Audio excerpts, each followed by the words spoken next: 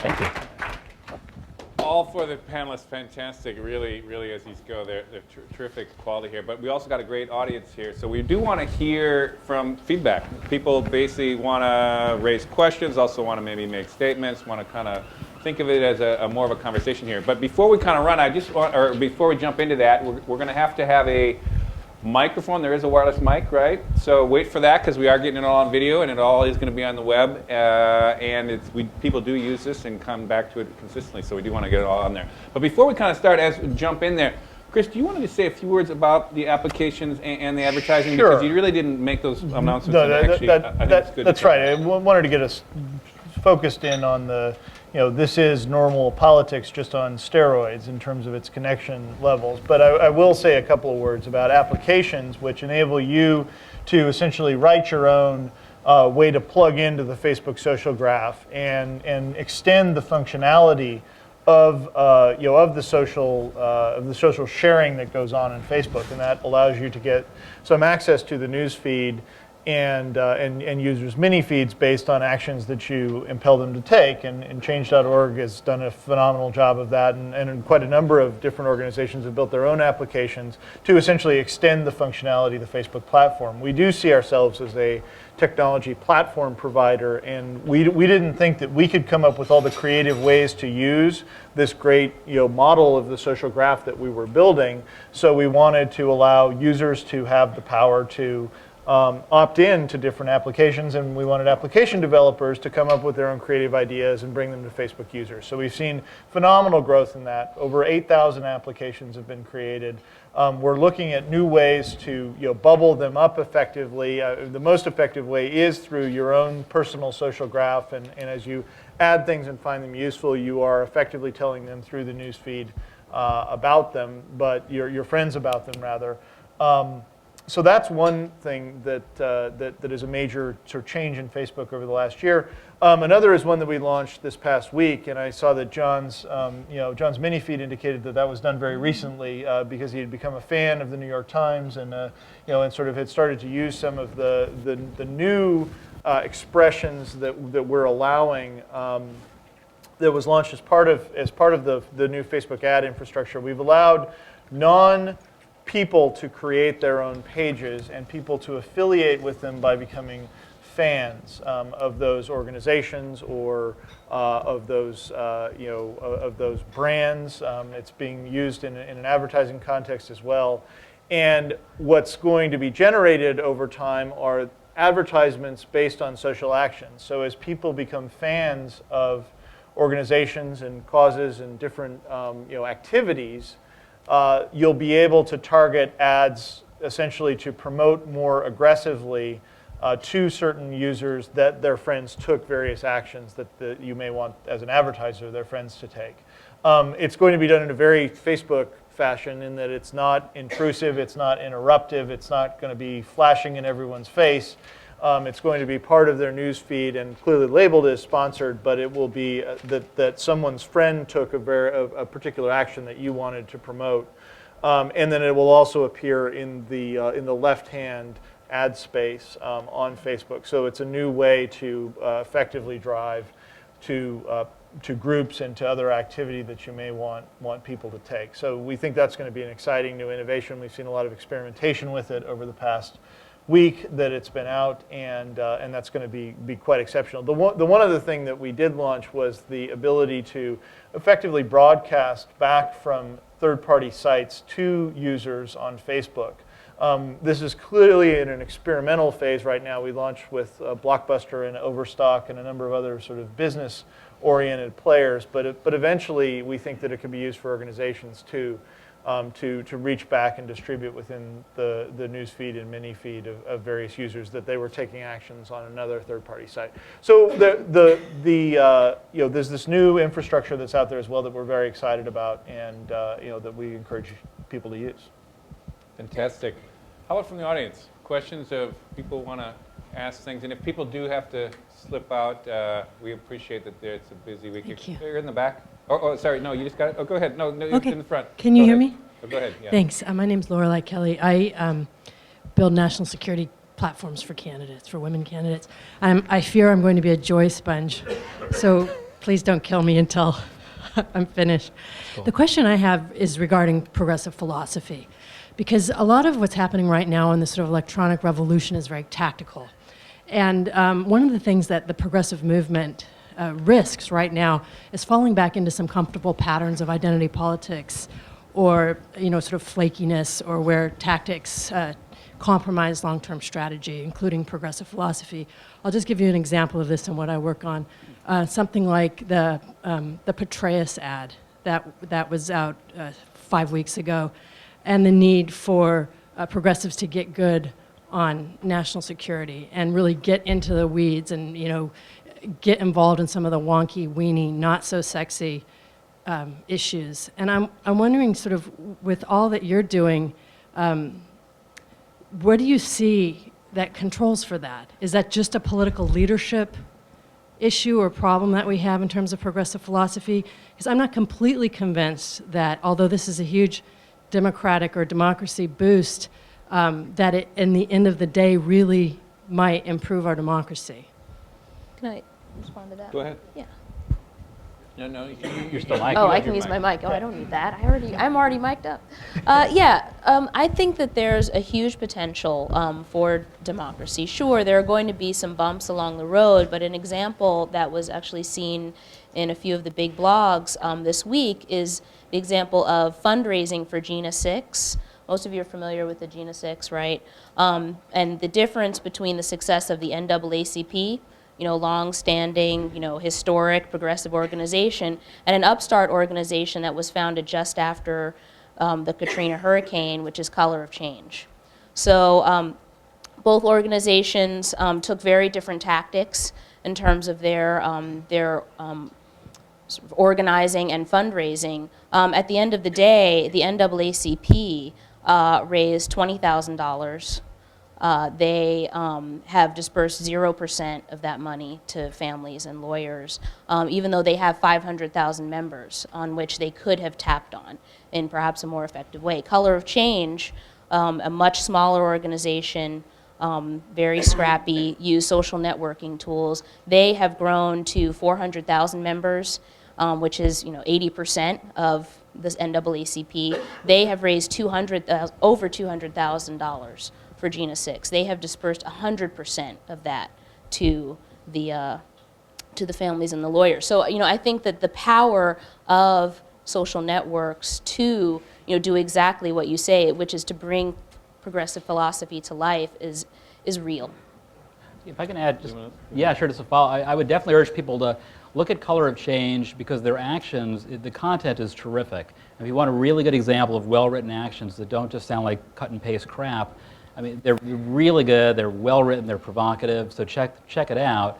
But I think one of the ways this is really helping progressive philosophy is, frankly, by, well, number one, giving the opportunity for good thought and good philosophy to percolate up to the top very, very quickly. In other words, making it easier for refinements of the philosophy to spread and to catch fire if they deserve to, but also, frankly, for putting pressure on the leaders who often ignore that philosophy, regardless of how good it is. I mean, not to get off on a rant about our current leadership, but no, they're fine folks, but let's face it, I mean, there are certain areas where, I forget which member it was that said years ago, when I feel the fire, I see the light. And, I think there's a lot of grass fire happening right now, and that's a good thing. Another questions in the way back? Okay, you have it. Good. Possession is everything, and I have the microphone, so I guess I get to ask the question. I spend most of my time in the commercial world, and I actually have a commercial Facebook group up there.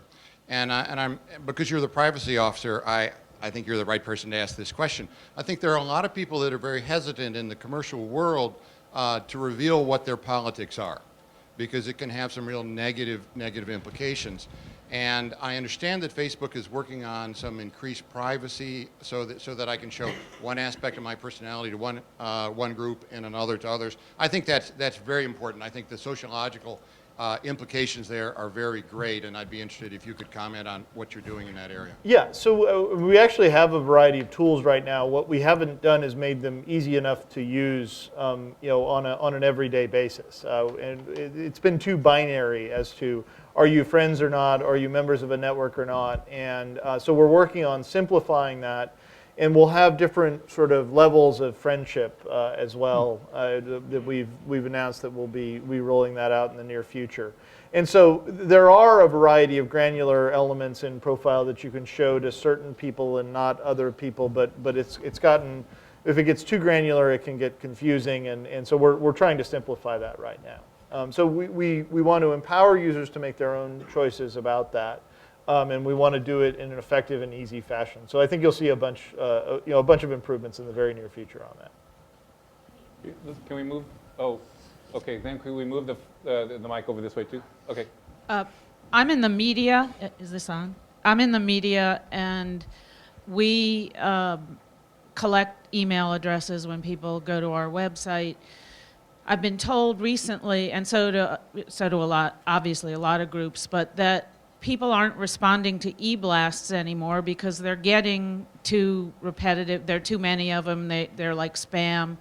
And you haven't addressed when or if this is going to happen in the friend context, because I actually have some friends who monitor a lot, who send me emails, 20 a day, different opposing viewpoints in the media and such. And I just wonder at what point you lose a lot of friends by contacting them too often and about too many causes, if there's any way to control that and what the reaction might be. Can I jump in on this one? Or? Sure, jump in. I think honestly, like with it's starting with the first part of it, the emails, I think the reason that so many emails don't get read is that like the suck level is just so high. I mean, it is just, it never ceases to amaze me how like you have these national organizations and presidential campaigns that are sending out like the same cut and paste, blah, blah, blah, outrage, blah, blah, blah, must help, blah, blah, blah, give me money, blah, blah, blah, outrage, blah, blah, blah, money. It's like the same just crap again and again and again. So I think a lot of it is, frequency matters. I mean, you can't be, bombarding people over and over again, but the reality is, if you send somebody one irrelevant email a month that kind of sucks, they're going to get turned off. But if you send them, incredibly good, precise, targeted, compelling emails once a day, they'll be psyched to get it. So, and I think the same could be said in the social media space as well. But honestly, not to be Johnny One Note, but I really do think it goes back to content. One of the things, let me jump in quickly. One of the things you'll see in the paper that we're releasing today is a recommendation around figure out how to respect people's contact level comfort. And we've tried to build a bunch of tools around that, and even as we've launched the pages that you can fan, those updates go into a different tab in your inbox, in your Facebook inbox. We think that sort of segmentation and the real world social connections become a lot more important in the Facebook messaging context. And one reason that Facebook has continued to take off the way that it does and the usage levels are so high is that people are using it to communicate more than they're using their free email account because it's been so overrun by spam. Just a point as well, and I sort of, I like to criticize the way in which organizations spam email, but I think you sort of look at the transformation of communication between first direct mail, and then the idea was, well, email is revolutionary, and now we're talking about social networking. As important and more effective, I think, that sort of communication via friends and social networks and Facebook, where you're excited to get mail because it's always your friends, it's true as that is, email still matters. I mean, direct mail still matters. And so, if you look at certain organizations, I know Move On, a lot of, if you sort of, talk today, they don't use social networking in the same sort of way in peer-to-peer connections. They're still really effective. And so it's all about copy, I think. I mean, Move On sends like 3 emails a week. I know Brave New Films sends out 3 emails a week. If you're interested, if it's good content, it really goes back to, John, and what you're saying is, I think the content really matters. So email's not going away, and I think it still can be effective. If I could add just one last thing quickly, I promise. There are a lot of phenomenal tools out there for personalization and customization of the messages. So regardless of how you're delivering it, really, really look and say, is there a way that I can customize this message based on their prior behavior, both actively provided information and passively provided? I mean, I won't go too into detail on that, but you can personalize and customize online to a degree that simply is impossible in the offline world. So take advantage of it. Back here, there's a lot of notifications that we get from email from political organizations or even from Facebook where they say, hey, there's an email in your box.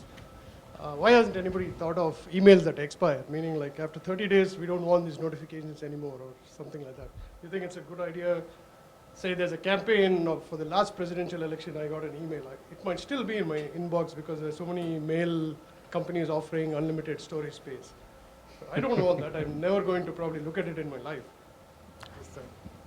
I mean, I think the common use case is people very rarely page beyond the last couple days in their email, especially for free email accounts. So I think it's effectively by default, absent to you.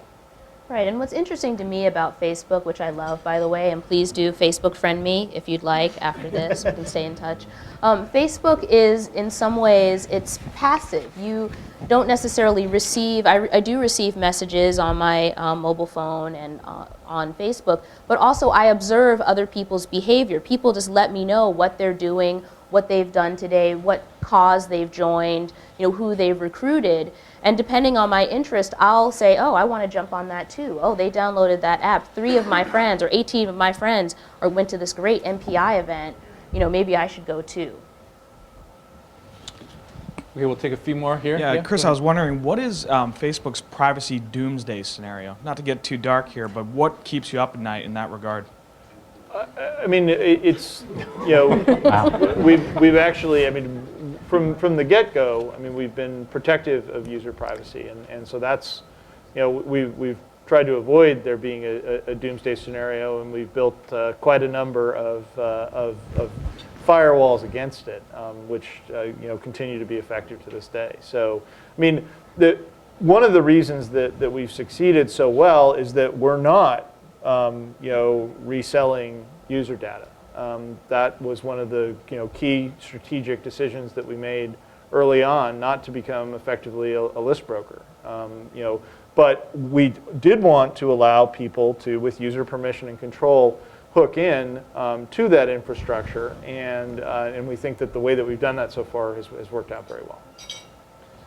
We just want, here's a woman. Okay, we'll do that and then we'll come up here. I had a question about, taking our normal 400,000 person email lists and getting them onto things like Facebook and MySpace, and if there's been success or strategies that groups have used to get their normal email lists that we spam once a week or twice a week and move them into this new social networking phase. Good question. So, a comment there is a couple things. So first off, a lot of organizations now are placing badges on their website that I just have it's a simple link. I mean, presidential candidates started with this, where you see sort of the link to YouTube or Facebook or MySpace.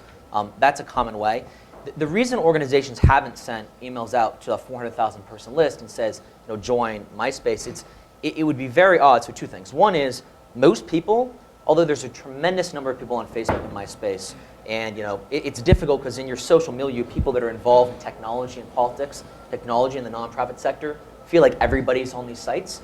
I mean, my friends actually, and I'm 27 and I went to Stanford, and you'd think they're all on the site. They're not quite yet, and they will be, I think, soon.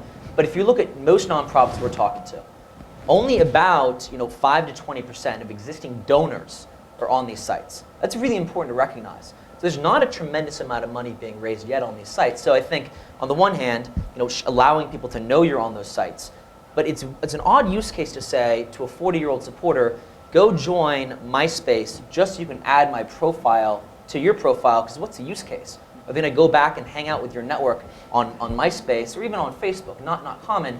So what we're doing, and this is the reason we've built what we've built, is saying, look, for those people, those donors, and our users tend to be, the average age is 34, it says, for a lot of those, and for us it's a lot of women between the ages of 25 and 55, say, they're huge donors. How do they connect? You want to have them create sort of a fundraising community. How does that happen? And how do we capture the data and we're very sensitive to what organizations traditionally have wanted. So I wouldn't recommend sending out to 400,000 people. For the people that are on those sites, allow them to do it through badges on your website. If you want to build your own social network, that's what we're trying to do, is allow people to serve a lot of broader, older population for specific targeted purposes, fundraising, advocacy, connections. Any other comment on that? I told her she could go next. And we do understand if people have to slip out, that's great, but it's also great, we got great interest, so we'll take some more questions for a little bit here. Okay, I have a number of different points that I have questions on. I must admit that, coming up in sort of a new cultural generation, I have to admit that this cyber world is actually quite scary to me, especially looking at these killings that have just gone on, that were actually, you had relations among these killers over Facebook and MySpace. You have Facebook groups which are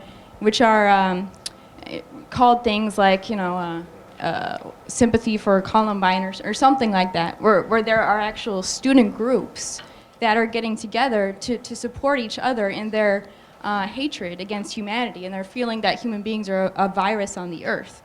And so I have a question as to, one, where does this come from? I'd say that it has to do something with living in virtual reality, where people, instead of going out and studying science and interacting with each other, are interacting with each other about their opinions on MySpace, about their favorite advertisement, about their favorite new video on YouTube. Well, do people have something better to do with their time, than sit on the internet all day? I must remind people that we do have a financial collapse going on. If you're worried about winning election campaigns, the Democrats won the last election campaign, and this Congress now has the lowest approval rate in history of Congress, because they're not addressing what's happening in reality. I could. Well, go ahead. Did you want to? Well, I was gonna, in defense of two things. One is the amazing thing, and again, I'm a huge proponent of Facebook. The amazing thing on Facebook and the use case is that it actually facilitates offline relationships in ways you couldn't imagine. So it's not the case that people are on in a terminal by themselves and never getting out. I actually meet up with more people because of Facebook, find out about more events, more about my friends, or more likely to call them or message them. One hand. The second thing is, these sites don't actually create the angst that might result in something like Columbine. They may, in some ways, allow you to amplify that voice in the same ways you can amplify your voice if you care about Barack Obama or others. And so, again, these aren't creating anything that wasn't latent already. It may help them bubble, but my guess is, they're mitigating circumstances. That's true. They're also on.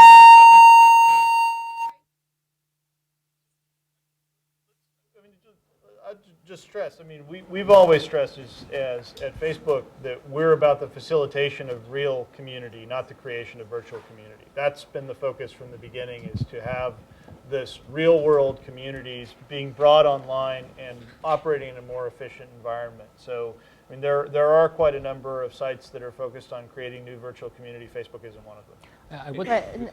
Can I just a very quick thing? It's not to be flip, but it's important to remember, though, every killing in human history has taken place in the real world, not the virtual world. So, and I don't mean that in a flip way. I mean, we really have to, step back and realize this is a vehicle for getting information spreading, and in some cases it's between lunatics. But I would say on the flip side, the things we don't hear about are the things that didn't happen, or the lives that were saved because of the internet. The people who maybe are at a much earlier stage of that insanity, and maybe they get the right help or they connect with the right person that they wouldn't in the real world. And so there's no doubt insanity can spread through different channels and terrible things, but, When did school shootings start, though? Because these didn't happen 100 years ago, although we had guns.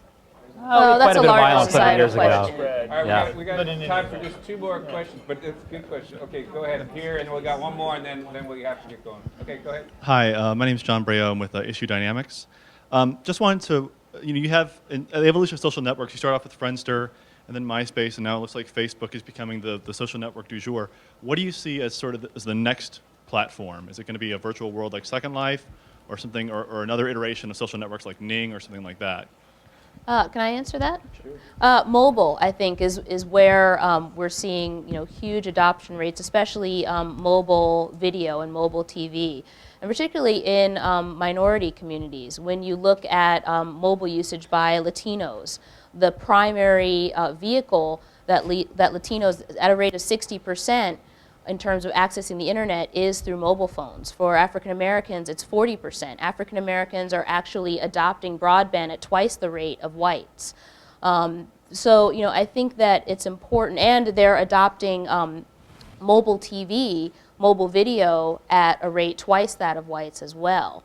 So I think that it's, important to look at mobile and think about, how, if those are important constituencies for us, as our campaign or as our organization, are we optimized for people accessing our content mobily and sharing that content mobily?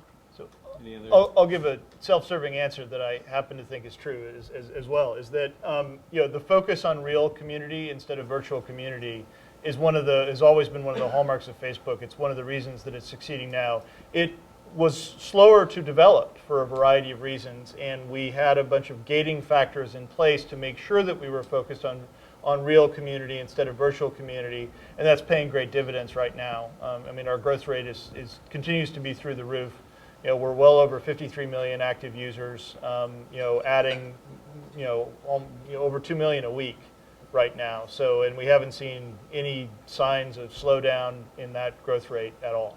Right, and as a Facebook mobile user, I mean, I can That's attest. right. It's true. I mean, let's bring it all together. Yep. I think that Facebook mobile, it's actually easier to accept someone as a friend using the mobile Yep. application than it is online. So I think that part of the driving force is, the facility with which people can update their friends using the mobile app, receive friends, get news, etc. Okay, we got just one. Well, actually, I promised this guy too. So quick, last one here. One more after this. Hi, Chris Kennedy from Rock the Vote. No one's mentioned Google's new Open Social API, and I'm wondering if we should be looking into that for networking. Interesting. Go ahead. Yeah, I mean, I would say potentially, and we're developing an open social app, as many people will be doing as well, I think. But it's very early to say. The API doesn't even work entirely properly right now. I think it's got a lot of potential, but I think it's very early stage. And if I'm an organization or a campaign, I'm not going to spend resources. I wouldn't spend resources determining if I'm going to spend a lot on creating a new app itself. Wait to see what comes out there. I don't think you're sort of missing anything in the beginning. Can you give just a little brief? Open explanation social. for those that don't really understand. Yeah, so Facebook pioneered the idea, in social networking to allow people to build applications inside the framework, taking data and actually creating basic extensions to Facebook. What Google has announced a couple weeks ago is the ability to do something similar for any social network across the web called a container. So you can effectively build application extensions inside MySpace or inside Ning or High5 or eventually probably many of these sites. And the idea is that the last element is you build it once, and it actually is able to effectively plug into all these different sites. Again, very interesting, but it's very early. And if I'm an organization or campaign, I would be very cautious about jumping in. And then right here, the last question here. Unless I can the just ask it. Huh? The question I have was for Chris. What? I'm on video. Make sure you record this. So in response to your question to Peter, you said that there were a lot of firewalls up in Facebook for privacy, and I mean, we've seen a lot of those, but there's a lot of rumors that internally there aren't any firewalls, and what is Facebook's policy on that?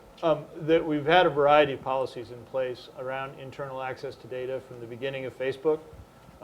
They have been very rarely violated, and when they are violated, actions taken against the person who violated the policies. Okay. There's no, but you don't have like limited access? No, there is limited access. There's very limited access, in fact. Yep. Okay, well I know I've did a warning thing here, and so I'm going to wrap it up here. So the deal is we had a great panel here. All this is available on the web. All this, you can spread it to folks virally.